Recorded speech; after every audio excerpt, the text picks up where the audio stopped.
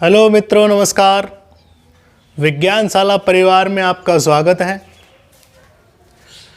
और मैं आपसे फिर निवेदन करना चाहता हूँ कि आप जो इस कोरोना महामारी से अपने आप को बचाएं, सुरक्षित रखें, अपने परिवार को भी सुरक्षित रखें, साथ ही अपने आस पड़ोस के लोगों को जागरूक करें। और दूसरी अपील ये करना चाहता हूँ कि भाई जो आपके जो आस पड़ोस के जो कक्षा 9 से और 12 तक के जो छात्र छात्राएं हैं उनसे कहे कि हमारी विज्ञानशाला में जो ऑनलाइन कक्षा है जो चल रही है, आप है जो उनको है जो जुड़ने के लिए कहे विज्ञानशाला से। और ऐसे और साथ ही जो ये उनको यहाँ पर है जो दाखिला दिलाने के लिए कहे उनसे एडमिशन ले हो यहाँ पर। अब हमारा जो बिंदु है वो है क्रिया। क्या है? क्रिया।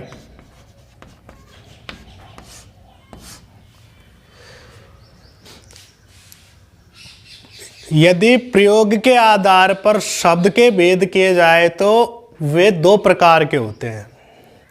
यदि प्रयोग के आधार पर शब्द के भेद किए जाएं तो वो दो प्रकार के होते हैं, एक तो विकारी और एक अविकारी। ये आपने पढ़े होंगे। विकारी शब्द जिनके रूप में परिवर्तन हो जाता है, विकार आ जाता है, वो विकारी शब्द होते हैं। इसके अंतर्गत आपके संज्ञा, सर्वनाम, विशेषण और क्रिया आते हैं।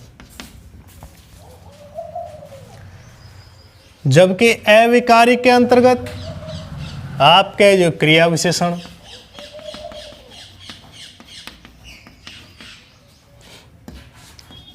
सामुच्चय बोधक अव्यय, संबंध बोधक अव्यय,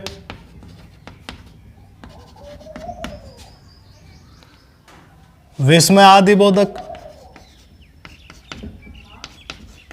ये विकारी के अंतर्गत आ जाते हैं। अब जो हम पढ़ रहे हैं वो क्रिया पढ़ रहे हैं जो एक विकारी शब्द है,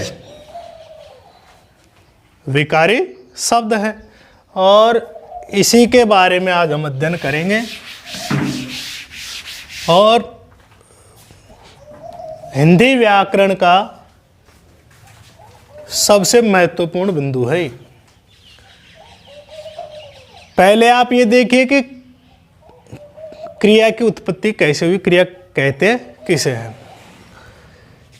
अगर आप हिंदी के संदर्भ में देखें तो ये क्रिया है, परंतु यदि इसको संस्कृत के संदर्भ में देखें तो इस क्रिया को क्या कहते हैं? धातु कहते हैं। जो संस्कृत में धातु कहलाती है, जो संस्कृत में धातु कहलाती है, उसे हिंदी में हम क्रिया कहते हैं।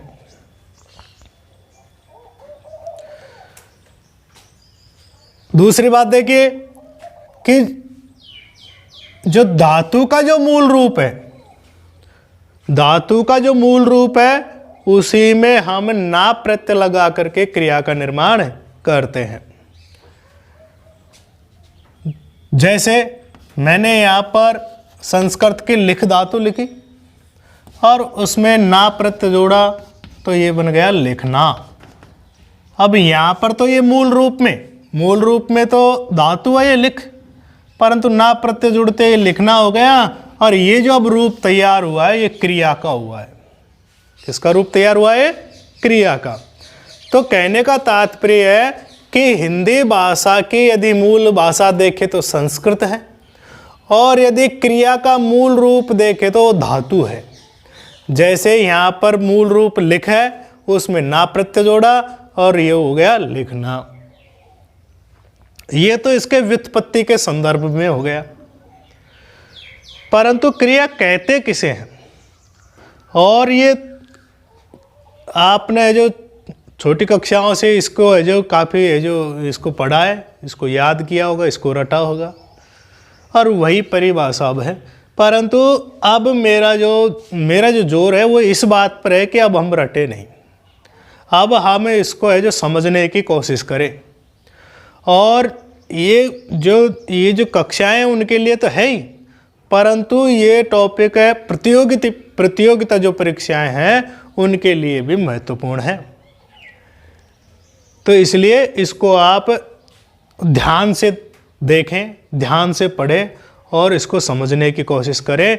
रटने पर मैं कतई विश्वास नहीं करता, मैं कभी भी नहीं कहता कि आप इसको रटिए, परंतु आप है जो इसको समझने की कोशिश कीजिए। क्रिया की यदि परिभाषा की बात करें, क्रिया की परिभाषा की बात करें तो कई किताबों में लिखा होता है कि वाक्य में प्रयुक्त वह शब्द जिससे हमको किसी काम का करना या होना पाया जाता है, उसका बोध होता है, उसे हम क्रिया कहते हैं। परंतु आप यहाँ पर वाक्य लिखने की कोई आवश्यकता नहीं है। आप इसको कह सकते हैं कि वह विकारी शब्द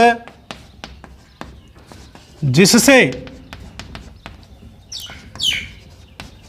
किसी काम का करना या होना पाया जाता है, या होना, काम का करना या होना आदि का होना का बोध होता है। आप ऐसे लिख लीजिए इसको, का बोध होता है,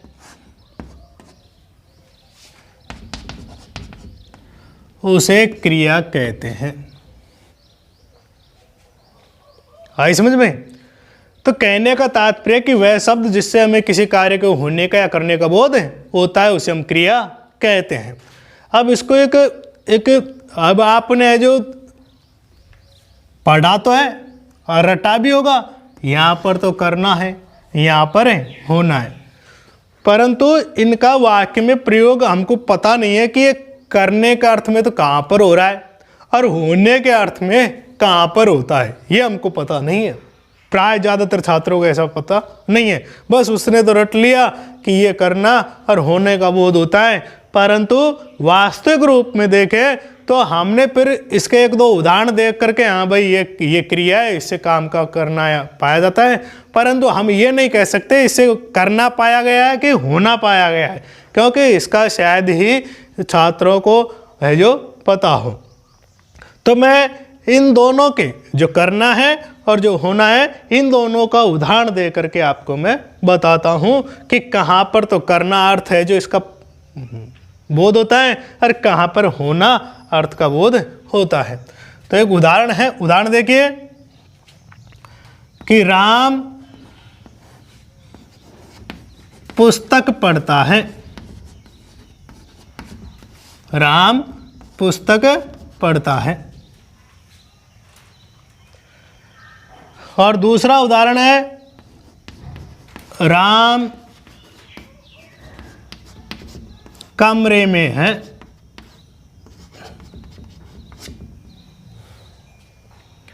अब यहां पर आप देखेंगे कि जो राम है वो एक कार्य कर रहा है और वो कार्य है पढ़ना।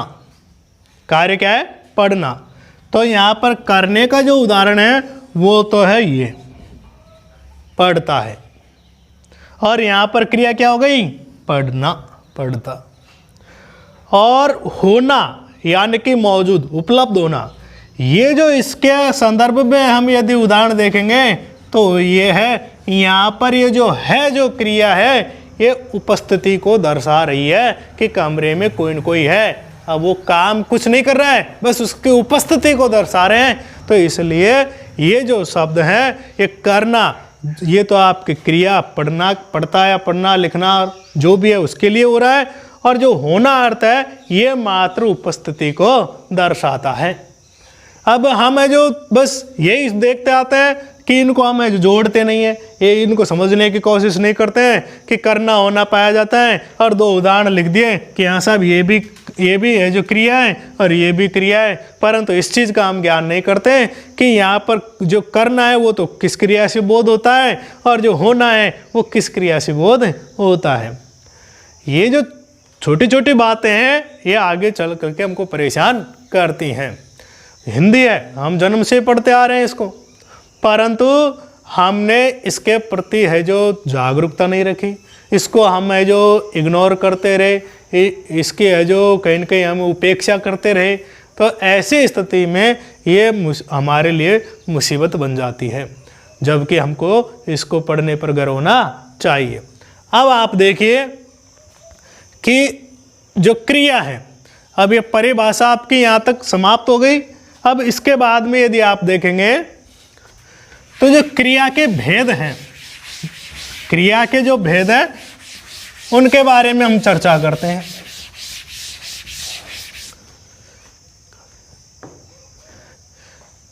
प्रयोग के आधार पर क्रिया के भेद, संरचना के आधार पर क्रिया के भेद और कर्म के आधार पर क्रिया के भेद, परंतु जो हमारे पाठ्यक्रम में है वो कर्म के आधार पर क्रिया के भेद हैं।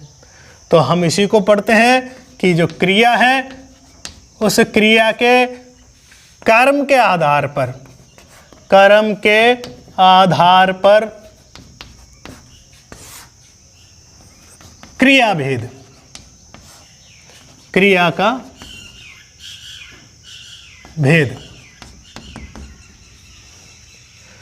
अब यहाँ पर कर्म शब्द आपको यहाँ पर लिख रखा है, तो यानी कि यहाँ पर जो क्रिया के भेद जो किए गए वो कर्म की उपस्थिति या अनुपस्थिति के आधार पर किए गए हैं, कि किसी वाक्य में कर्म है या किसी वाक्य में कर्म नहीं है।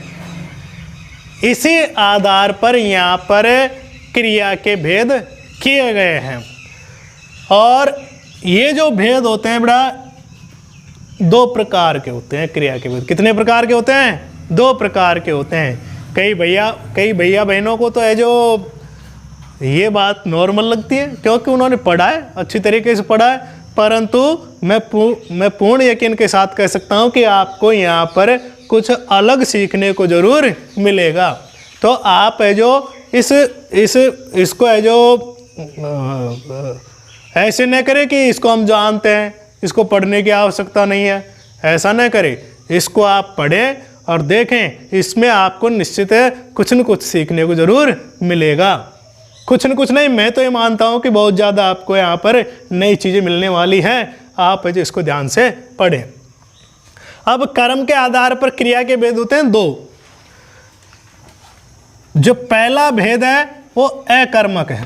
पहला जो भेद है वो अकर्मक है, अकर्मक क्रिया। और जो इसका जो दूसरा भेद है वो सकर्मक क्रिया। जो इसका जो दूसरा भेद है वो सकर्मक क्रिया है। अब देखिए, अब से पहले हमने रटा है और रटने पर हमको है जो कुछ न कुछ समस्या हो जाती है। समस्या कैसे कि कई बार हमारे है जो आनन फानन में कोई किसी चीज़ को रटते हैं या है जो हम किसी दबाव में आ जाते हैं तो हम गलती कर बैठते हैं।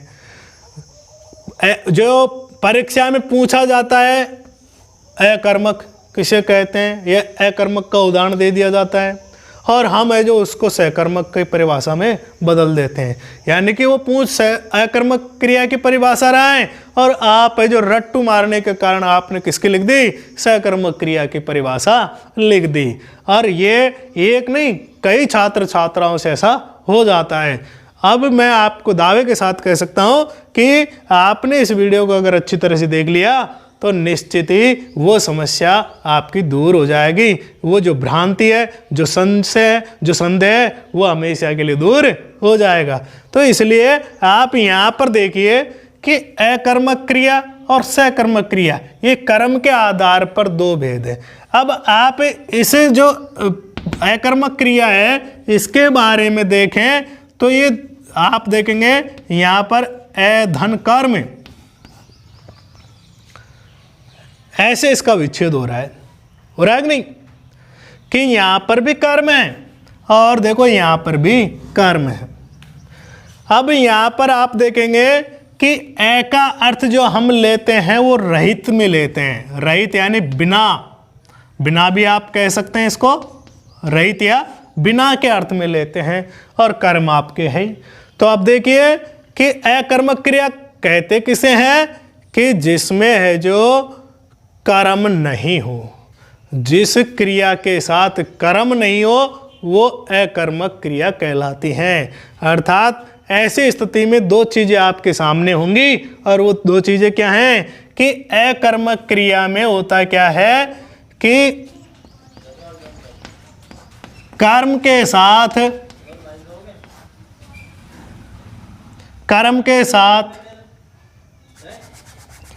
नहीं, क्रिया के साथ कर्म प्रयुक्त नहीं होता है।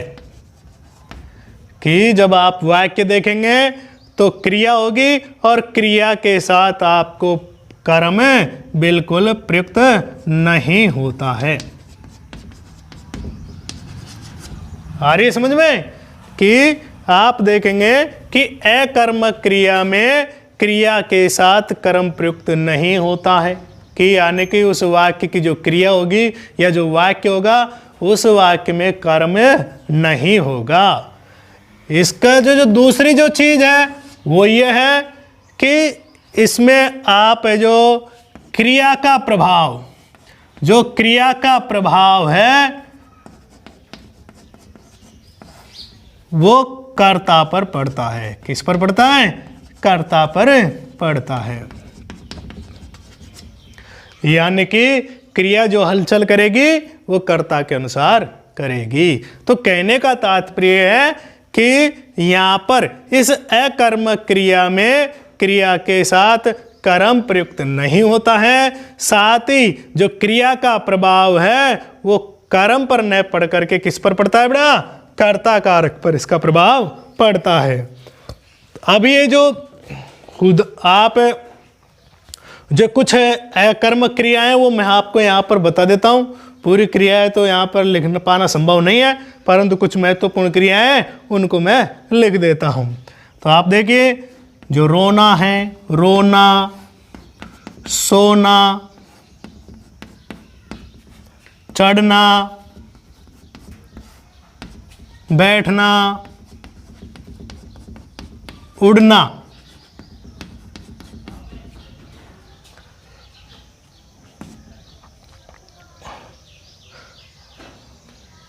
लेटना,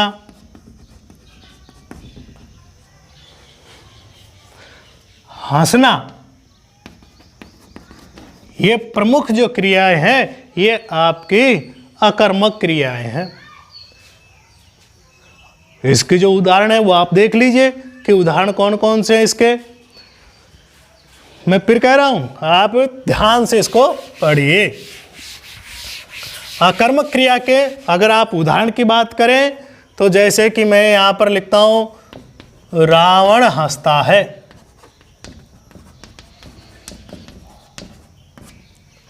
अब यहां पर आप देखेंगे कि अब देखो ये चीज़ बहुत आवश्यक है कि कर्म, कर्ता, कर्म और क्रिया की पहचान हमको आनी चाहिए।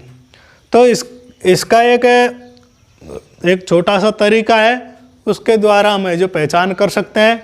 मैं इसके 4-5 नियम आपको बताऊंगा और उसी के आधार पर हम इसकी पहचान कर सकते हैं। परंतु आप यहाँ पर देखिए कि जैसे हम यहाँ पर कहे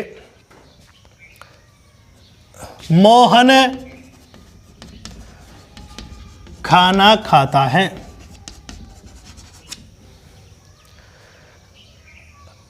अब आप देखिए कि यहाँ पर तो हंसता ये क्रिया है और यहाँ पर खाना या खाता आपकी क्रिया है। अब दोनों क्रियाओं में अंतर क्या है? सबसे पहले यदि हमको सकर्मक या अकर्मक क्रिया की पहचान करनी होती है तो यदि हिंदी में वाक्य की बात करें तो सबसे पहले कर्ता कारक का प्रयोग होता है, फिर कर्म का होता है और फिर क्रिया का प्रयोग होता है। ये पद परिचय में आते हैं। तो हमको सबसे पहले कर्ता कारक ढूंढना होता है। क्या ढूंढना होता है? कर्ता कारक। अब आप बताइए इसमें हंसने का काम कौन करता है? रावण। तो यहां पर आपका ये क्या है? कर्ता कारक है। क्या है ये? कर्ता कारक। और जिससे कोई कार्य को होना या करना पाया जाता तो वो क्या है? क्रिया। रावण क्या काम कर रहा है? हंस रहा है। तो ऐसी स्थिति में ये आपकी क्या है? क्रिया। क्या है? क्रिया है। अब बताइए, ये शब्द तो खत्म हो गए कि नहीं? ये दो शब्द है, ये कर्ता कारक है और ये है जो क्रिया है। कर्म है क्या यहाँ पर? नहीं है। आ रही है समझ में कि अब इस वाक्य में कर्म का प्रयोग हुआ ही नहीं है। तो हम इसको देखो गणित के तरीके से भी इसको हल कर सकते हैं। आप चाहे तो कि हमने ये कर्ता कारक से तो ये कर्ता कारक काट दिया साहब, तो यानी कि कर्ता यहां पर भी है, कर्ता यहां पर भी है। क्रिया से भी हमने इसको क्रिया काट दी, बचा क्या? कर्म। कर्म है ही नहीं इसमें। तो अब कर्म नहीं है तो क्रिया कौन सी हो गई? अकर्म हुआ क्रिया। आ रही है समझ में? मैं ये मानता हूं कि चाहे कितना ही कमजोर भैया बहन जी क्यों न हो, अगर उसने इसको ध्यान से पढ़ लिया तो मैं दावे के साथ पुनः कह रहा हूं कि उसको कभी भविष्य में इस चीज में दुविधा नहीं रहेगी, समस्या नहीं रहेगी। अगर उसने ये सोच लिया कि हिंदी तो है, उसको तो हम पढ़ लेंगे, तो फिर उसका तो भाई मेरे पास भी कोई इलाज नहीं है। अब यहां पर देखिए, यहां पर ये कर्ता कारक कहते किसे है? जो क्रिया को करने वाला होता है वो कर्ता कारक होता है। तो खाने का काम कौन कर रहा है? मोहन। ये कर्ता कारक है कि नहीं? और यहां पर ये क्या है? क्रिया है। और देखो सबसे अच्छी बात कि क्रिया है जो तभी संभव होती है जब उसके लिए कोई सामग्री हो, कोई चीज हो, कोई वस्तु हो। अब वो खा रहा है भी, तो है नहीं कि मुंह को वैसे ही हिला रहा है। वो खाने के लिए कुछ न कुछ चाहिए, चाहे फल फूड रख लीजिए, चाहे आप है जो आप भोजन रख लीजिए, यानी कि उसको जरूरी है कि वहाँ वो खाएगा तो उसको कुछ न कुछ खाने के लिए चाहिए। तो ऐसी स्थिति में अब वो क्या खाता है? खाना खाता है। तो अब ये यहाँ पर खाने के लिए उसको किस चीज़ की आवश्यकता पड़ रही है? खाने की। तो जहाँ पर जिस चीज़ की आवश्यकता होती है वहाँ पर आपका कर्म होता है। आप इसकी परिभाषा ऐसे भी देख सकते हैं कि कर्ता कारक क्रिया के द्वारा जिसे अत्यधिक चाहता है वह आपका कर्म कारक होता है। अब वो क्रिया के द्वारा क्या कार्य कर रहा है? खाने का काम कर रहा है। तो ऐसी स्थिति में ये कर्म कारक है। और एक आप इसको तो आप भी जानते होंगे, ये तरीका यदि आपके कारगर नहीं है तो आप एक दूसरा तरीका, मैं फिर कह रहा हूँ, ये सभी जगह जो इस्तेमाल नहीं होता है, ये है जो आप इसके आगे क्या प्रश्नवाचक शब्द लगा दीजिए। क्रिया के आगे क्या लगा देंगे? क्या प्रश्न। क्या खाता है? खाना खाता है। और यहां पर आप लगाएं क्या हंसता है, तो कोई उत्तर नहीं मिलेगा आपको। कौन हंसता है? कर्ता कारक मिल जाएगा। कौन में तो क्या जाएगा? कर्ता कारक मिल जाएगा आपका। तो कहने का तात्पर्य यह है कि जब हम क्रिया के साथ, मुख्य क्रिया के साथ क्या प्रश्नवाचक शब्द लगा देंगे तो जो उत्तर की प्राप्ति होगी वही आपका कर्म कारक है। और वहां पर यदि वाक्य में कर्म है तो वह क्रिया निश्चित सकर्मक है, नहीं तो क्या है? वो अकर्मक क्रिया है। आगे समझ में? वह रोता है, वह रोता है, चिड़िया उड़ती है, ऐसे कई है जो छात्र बैठते हैं, ये कई उदाहरण है जो आपकी अकर्मक क्रिया के ही उदाहरण है। अब इसके आगे जो अगला बिंदु है, जो अगला जो भेद है वो है सकर्मक। वो कौन सा है? सकर्मक। मैं जो ये जो ट्रिक होती है, ये शॉर्टकट जो होता है, ये जो रटने का जो तरीका होता है, उस पर बिल्कुल भी विश्वास नहीं करता हूँ, क्योंकि ये कभी भी आपको धोखा दे सकती हैं। अब जो इसका जो दूसरा भेद है वो सकर्मक क्रिया है। कौन सी है बेटा? सकर्मक क्रिया। अब सकर्मक क्रिया कहते किसे हैं कि आपने, अब इसका भी आप वो कीजिए वर्ण विच्छेद करेंगे तो ये हो जाएगा सहकर्म। अब सह का अर्थ होता है सहित या साथ भी आप कह सकते हैं, सहित या साथ भी आप इसको कह सकते हैं। अर्थात अब परिभाषा क्या हो जाएगी सकर्मक क्रिया की, कि वह क्रिया जो कर्म के साथ प्रयुक्त होती है उसे हम सकर्मक क्रिया कहते हैं। अब देखिए आप, अब इसकी भी दो विशेषताएं होती हैं। क्या होती है उसको आप देखिए। आप उस जो अकर्मक क्रिया है उसके साथ तालमेल बिठा करके देखिए कि यहां पर क्रिया के साथ कर्म प्रयुक्त होता है, कर्म प्रयुक्त होता है, जबकि वहां पर क्या लिखा था हमने अकर्मक क्रिया में, कि वहां पर क्रिया के साथ कर्म प्रयुक्त नहीं होता है, ये चीज लिखी थी। जबकि सकर्मक साथ, तो यानी कि यहां पर क्रिया के साथ आपको कर्म अवश्य ही मिलेगा।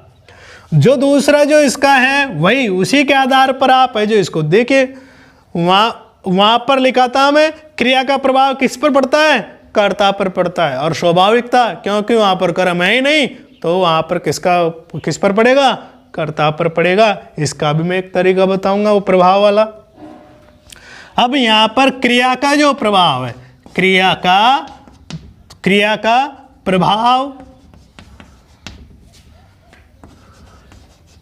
कर्म पर पड़ता है। किस पर पड़ता है, कर्म पर पड़ता है। आ रही है समझ में।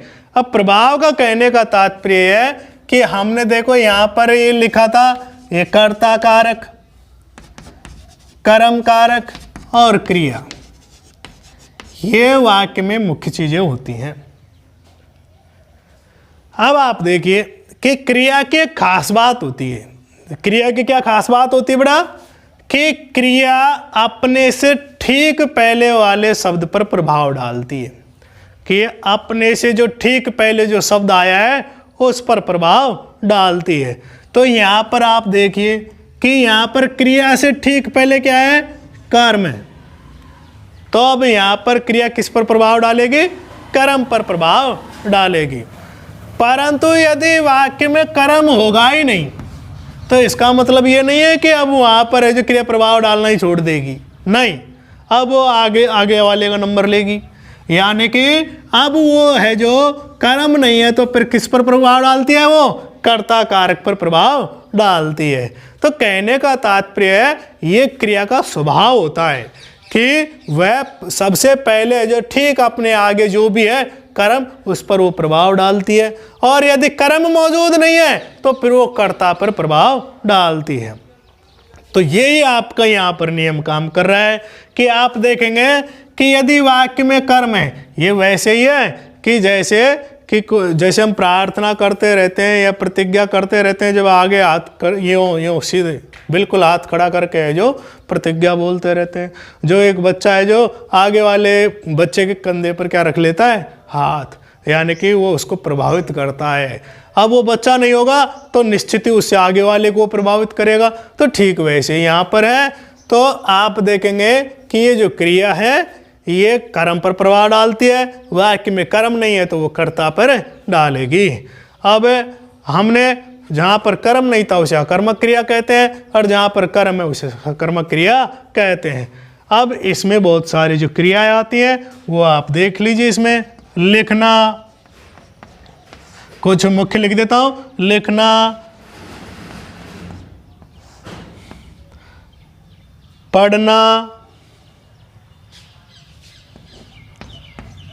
खाना, खाता है, करना,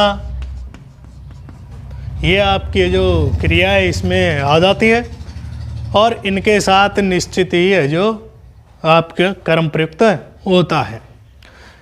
अब आप इसको उदाहरण के द्वारा देखिए कि उदाहरण कैसे, कि मैं यहाँ पर लिखता हूँ कि रावण